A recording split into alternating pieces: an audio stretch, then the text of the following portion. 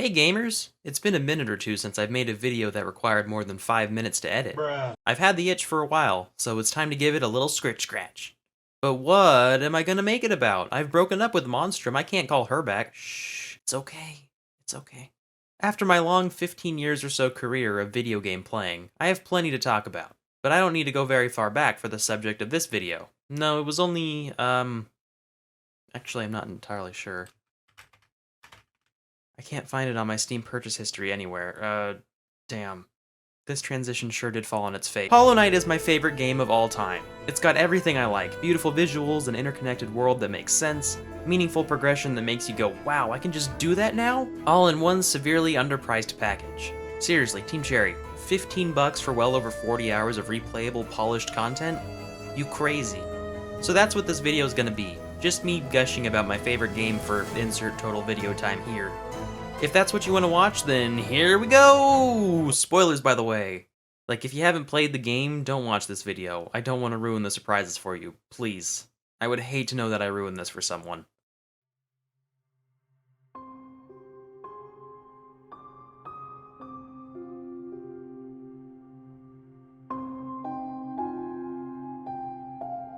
The year is 2017, and one of my friend's birthdays is coming up. So I do what anyone would do when their fellow nerd is celebrating the year of their birth, and they didn't realize the day was coming up. I scanned their Steam wishlist for something cheap. What's this, Hollow Height? Fine, whatever, just take it. Then I forgot about it for 30 days. Until Steam notified me that they didn't redeem their gift within 30 days, so it expired. By that point I was just like, fine, you don't want it? I'll play it. So I did, I redeemed it myself and entered the world of Hollow Knight. And you know what? I hated it. After an hour of wandering around, I was basically just like this guy who made that one review everyone makes fun of. This is the kind of game aimed at that weeaboo girl who cuts herself. Don't seek out that video, by the way, it's obvious rage bait. I couldn't find my way out of the second area, so this game sucks, obviously. It turns out, no, this game does not sucks. But I didn't figure that out until months later when I decided to jump back in. I found the path to the second boss right away, which was pretty annoying to realize at the time. And during that boss, I realized I'd been playing with the music turned off the entire time. Why did I turn the music off? I don't think the significance of this would be obvious without an example, so here. This is the boss fight I was talking about, with and without music. Garama! Ha! Ha! Shaw! Shaw!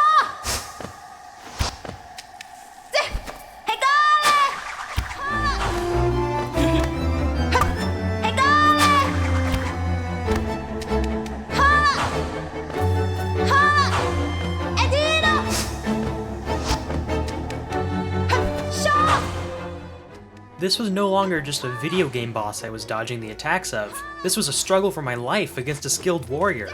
Suddenly there was emotion, motive, a greater significance. After this fight, I was also introduced to the music of Green Path, which was once just kinda atmospheric with its ambient sounds, which suddenly felt so much more alive with the playful, curious track that accompanies it.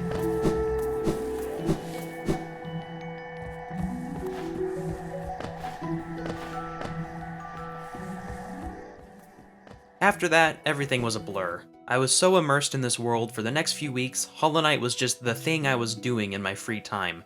My memory of this time is really just made up of specific, powerful core memories of my playthrough. Like the first time I realized that Deep Nest was the video game equivalent of hell, or the time I absolutely bodied the Watcher Knights on my 100th try, and then realizing I could have dropped a chandelier on one of them before the fight. Or the time I dropped 1,800 bucks in a fountain, got nothing for it, and then because of that not having enough money to buy a map of the area a few seconds later. I know all these moments sound bad, and I definitely did feel certain negative emotions during these specific times, but these moments are perfectly balanced between moments of absolute awe. Every time I found a new area was a big one. They almost always found a way to make it a dramatic reveal, no matter how you entered it. For example, the City of Tears directly in the center of the map has multiple ways to get in. My first experience with it was from below. I had spent so long in the bowels of the kingdom facing existential dread and other gross things. Then I found an area that for once felt a bit quiet, like I could rest there. Then I got scammed by a fountain. Yeah, that's when that happened. But immediately after that, I was faced with this giant vertical room. This broken down elevator shaft was the most upward movement I had experienced in a while. and the further up I went, the muted grays gave way more and more to a pleasant blue. Then I hear... what is that? Is that rain? I've been deep underground for so long, there's no way I'm back on the surface. Oh my god.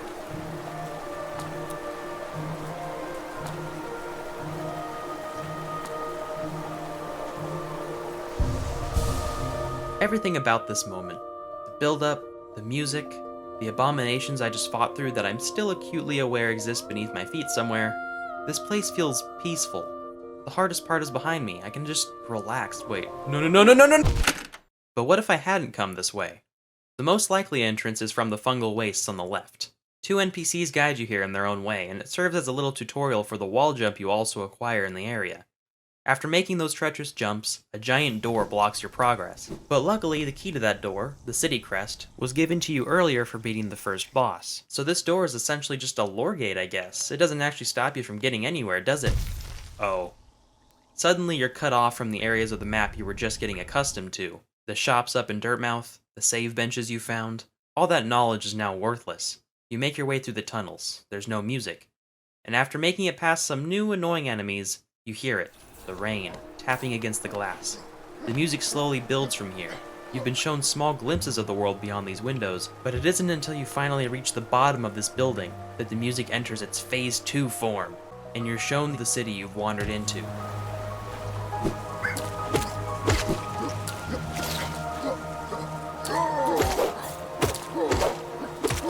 Damn. Funnily enough, one of the last things I did in the game was cross that wall jump tutorial. I saw that it was another entrance to the City of Tears and thought, oh cool, I guess I missed this. Oh no, whatever will I do? I'm trapped in an area of the game I already know inside and out and... oh no, I'm not anymore. So I was just carrying the city crest on me the whole game, only for it to end in a kind of comical moment, rather than the epic, slow reveal of an underground city trapped in a constant rain. But I think that shows just how massive this game is. That I explored for well over 40 hours in this world, and I never once checked the super obvious path. It's even got this little man here. I mean, seriously, how did I miss this? Anyway, enough of this gate. I grow bored of its presence. Luckily, Hollow Knight has plenty of interesting sights to happen upon, especially on a first playthrough when you don't know what you're gonna find. Okay, I'm about to spoil most of the game here, so if you haven't played it and this sounds interesting to you, please stop watching. You're still here? Alright, your fate is sealed.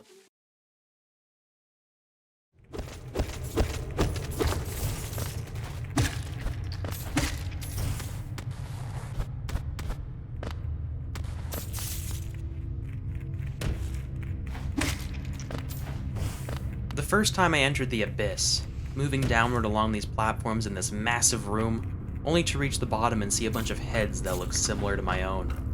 Speaking of my own head, everything about Nosk just caught me so off guard. Such a memorable sequence. Chasing what looked to be myself down these dark twisting hallways, only for it to do the old snap neck turn into a spider maneuver.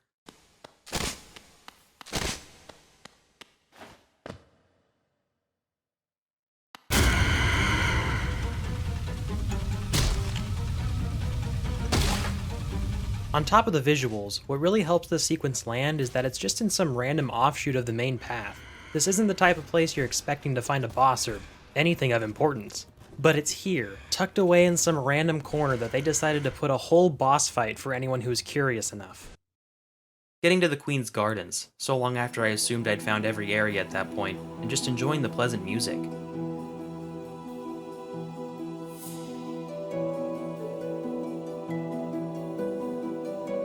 As I explored the upper rooms, I found a shortcut back to the second area of the game, Green Path. I had found the other side of this shortcut back when I hated this game.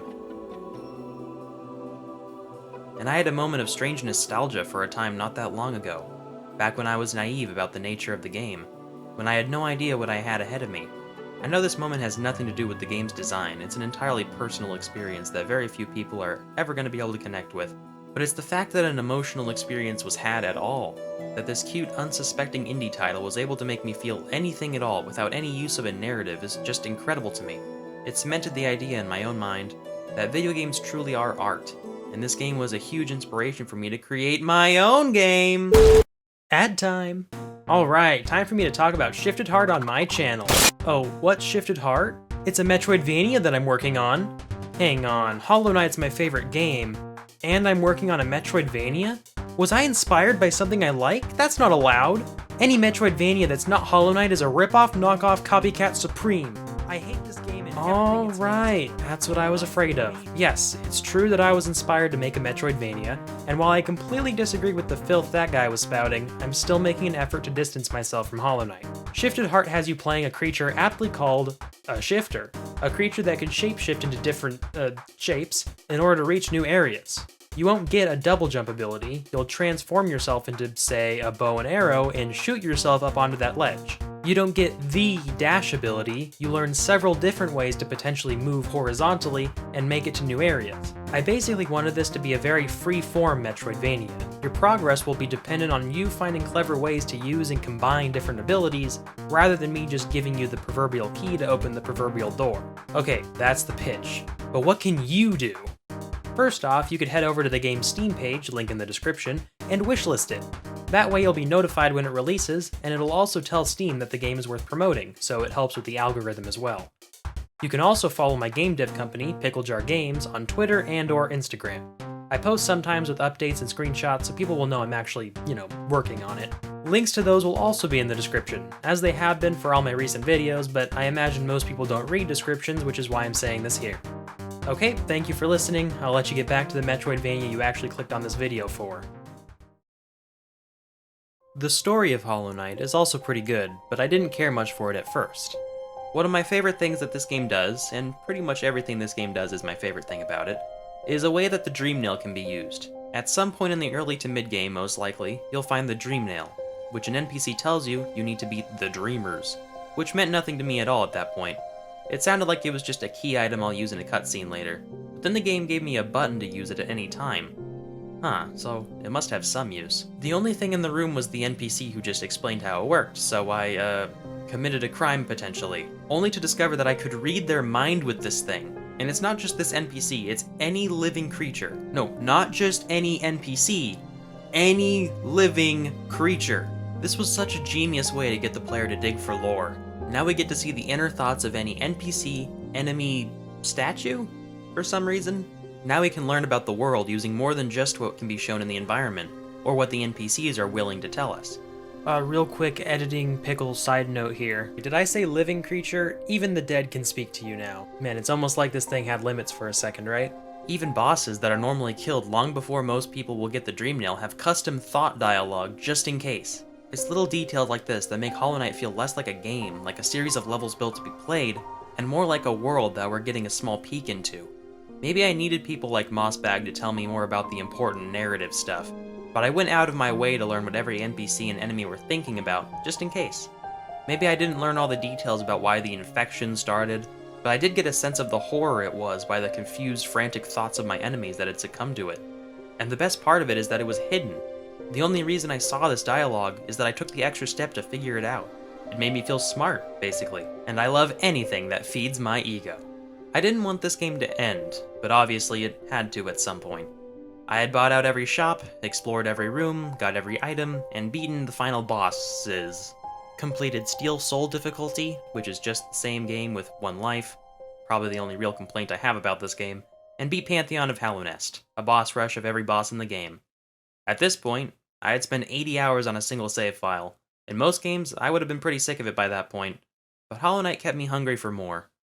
After all this time, I'm still excited for Silksong. Not as much after how long we've been waiting for a release date, but I'm still certain I'll buy it as soon as I can. But how? How has Hollow Knight captured me and so many others so tightly? Well, I can't speak for everyone, but if you've watched this far into the video, I guess I owe it to you to give you some of my thoughts.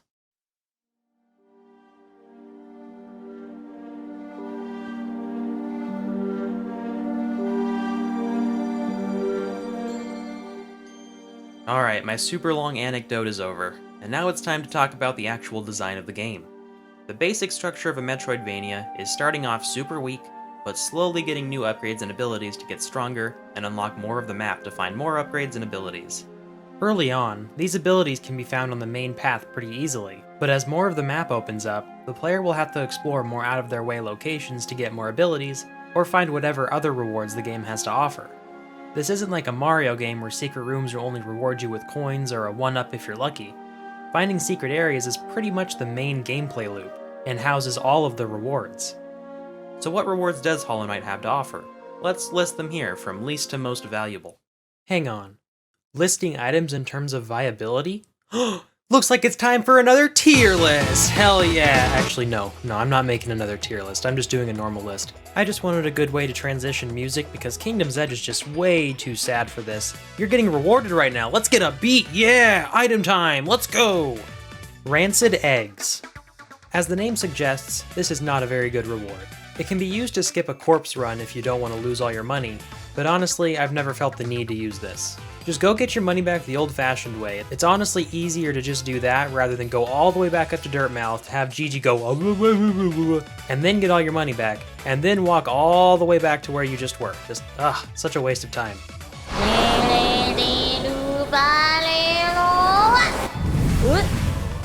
Lore tablets. For people looking for lore, it's a good reward. For anyone else, meh. Luckily, there's only a few occurrences of lore being the only reward for finding a secret. It's usually a lore tablet and something else. Or the secret wasn't super out of the way, so it's not a big deal. Soul refills. Some statues in the world house soul, and can be struck to refill the player's soul meter. This can be used to heal or cast damaging spells at enemies. Soul can already be obtained by just hitting enemies, but this can be a safe way to heal in an unfamiliar area, so it's still barely worth noting here. Lifeblood. Dotted throughout the game are these blue cocoons housing tiny boys. Murdering the tiny boys grants some temporary life. Useful right before a boss, but the life goes away after saving, so it's not too useful. Geo, the currency of the game. The player will need some money to buy other things in shops, or dump in a fountain. These can potentially be lost if you failed the Dark Souls-like corpse run after a death. Being money, Geo is obviously really important, but you also get a pretty good amount from just killing enemies, so having it be the reward for finding a secret isn't too impactful. Relics. Coming in 4 different forms, relics are like Geo, but they aren't potentially lost upon death. They can be traded with an NPC for Geo, And that's about it. But that NPC does offer lore for each relic you give him, which would be an incentive for some people. A map is gated behind exploration as well. A character named Cornifer is hiding somewhere in each area, and if you pay him some Geo, he unlocks the map of the area. No, he doesn't just fill in unexplored areas, you literally have no map until you do this, and you still have to fill it out. So each time the player finds a new area, there's a big incentive to start searching for it. Grubs. Some evil shadow monster has kidnapped all of the Grub Father's children and trapped them in glass jars throughout the world. Freeing the grub from its prison sends it back to the Grub Father, who gives all sorts of different rewards depending on how many you've saved. He gives pretty much everything other than a map, but it's usually Geo, which is why they're a pretty low value find, though hearing the grub thank you is probably reward enough. Dream Essence. Similar to grubs, gathering Dream Essence from these trees or sometimes a boss fight will cause an NPC to give out rewards at certain thresholds. The thing that puts Dream Essence above grubs is that gathering enough also upgrades the Dream Nail, allowing the player to reach certain endgame content. Mask and Soul Fragments. Mask fragments are like pieces of heart in Zelda games. Collect 4 of them to increase your maximum life. Soul fragments work the same way, but increase your maximum soul capacity. These upgrades strictly make you better at surviving and dealing more damage, so these can serve as good rewards for completing challenges. Pale Ore. Your nail, bug version of sword, is pretty weak at the start of the game, but bringing pieces of Pale Ore to a blacksmith will upgrade the nail's base damage. There's only 6 Pale Ore in the game, so each one is a big deal, and increasing your base damage of the attack you're pretty much always using is definitely worthwhile. Charms. An incredibly worthwhile reward for just about any kind of challenge. Charms work kinda like badges from Paper Mario. You only get so many notches, with each charm taking up different amounts of notches depending on how powerful they are. Some of these are just stat increases, like more health, more nail length, or more damage. But some of these can really change up your playstyle, like giving you some spider pals that fight for you, or letting you run faster, or letting you dash more often as well as downwards, or removing the knockback you get from hitting things. Each player will find a charm loadout that suits them best, and finding cool synergies with them is a lot of fun. Even if I found a charm that I didn't really want to use, it was still satisfying to fill in more of the charm menu. Charm Notches. They let you hold more charms at once. Need I say more? New abilities and spells. The biggest, baddest rewards of them all are the new abilities. Hollow Knight has the basics: wall jump, dash, double jump, invincibility frames on the dash, as well as some others, like an infinite horizontal dash or ground pound damaging weak floors and enemy skulls from above. There aren't too many of these, just 3 spells and 5 movement abilities. Editing Pickle side note, the sequel, here, that's me. You also learn nail arts, but they don't really unlock any parts of the map, and I honestly always forget that I even have them because I don't find them too useful, but, technically you also learn those, so sorry, okay, sorry. Primary Pickle, get back in there. But each one opens up more of the map in a big way, except Howling Wraiths. That one kinda sucks until you upgrade it to Abyss Shriek, and then it's a super good damaging attack.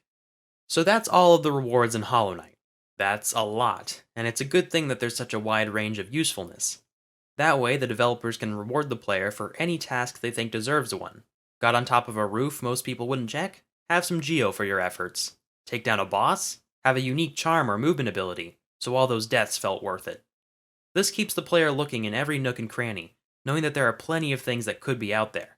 All of this finding of things is nice, but it wouldn't feel nearly as good if it wasn't placed alongside such a stunning world to find them in. Hallow Nest is a massive world, and Team Cherry did a good job at hiding just how big it is until around the end of the game.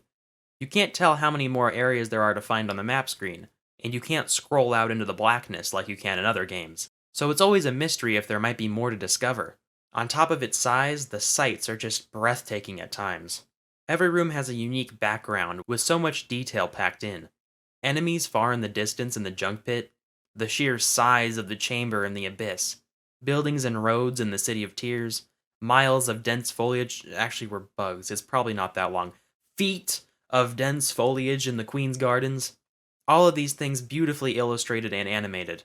The foreground has plenty of detail as well. Plants react to creatures walking through them, particles all over as a way to show what area you're in.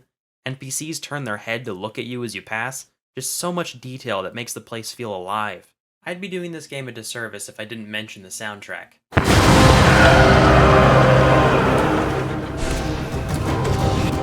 Hell yeah! There's a reason I opened up Monstrum 100% Guide with this song. It is just the most badass way that you can open literally anything. I'm going on record, I'm saying that here. Let's just take a minute here to listen to this masterpiece.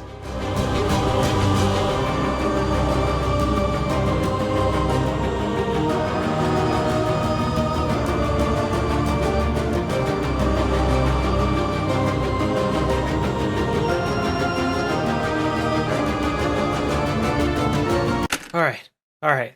Sorry guys, I just can't take that much more adrenaline. What is this endgame boss music doing in this early game boss battle? Seriously, oh my god. Alright, calm down. The soundtrack, right, that's what I'm talking about. There's some absolute bangers in there that are safely tucked on my playlist. Whether the mood is tense, playful, epic, or just kinda melancholy, the score will match it perfectly.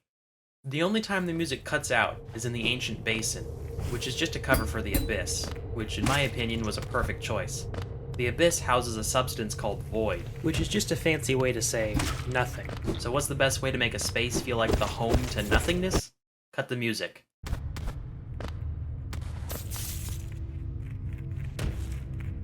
Ah, perfect. Now I'm uncomfortable. There's a lot of talk in the game design space about a hook, something that makes your game stand out above the others. It's like this game, but is a common format. The thing about Hollow Knight is, I can't think of anything that could be used as a hook except it's a Metroidvania, but it's been polished into oblivion. It's just so good, that's the hook. That's not to say I don't have some complaints about it, and I guess I might as well list them here. As I said before, the Steel Soul difficulty. I dislike any challenge where it's just, you can't die. Because that doesn't make the game more challenging, it just increases the punishment for failure. It also increases a lot of frustration when you do die. So there's no point where it creates a positive emotion, unless you count the relief at the end, which, I mean, sure, but what's that saying really? I'm so glad I never have to touch this again is not what I'd want to be saying about a game. Another thing that could have been better is the infinite geo sync. After buying out the shops, completing the map, and putting 3000 geo in the fountain, Calling cards are the wave of the future. These things sell themselves. there's really nothing else to spend geo on. This creates a problem since a lot of rewards this game gives you are either geo or geo with extra steps. So having something to spend geo on, like maybe temporarily upgrading some charms, or temporarily being able to carry more charms, or something would have been nice. I guess Deepness could have used another boss right before the Dreamer?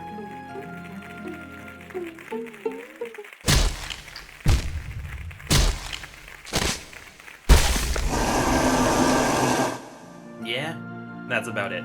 This game is just so darn polished, it's hard to find anything that's just negative. Alright, I've just gushed about my favorite game, and you listened. So, thank you. It means a lot that you stuck through this for so long. I know this isn't my normal type of content, but I'd like to make more like these in the future.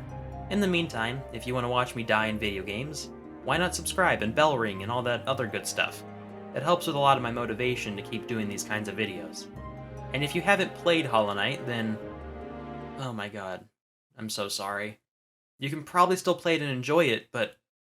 I'm sorry. Goodbye for now, gamers.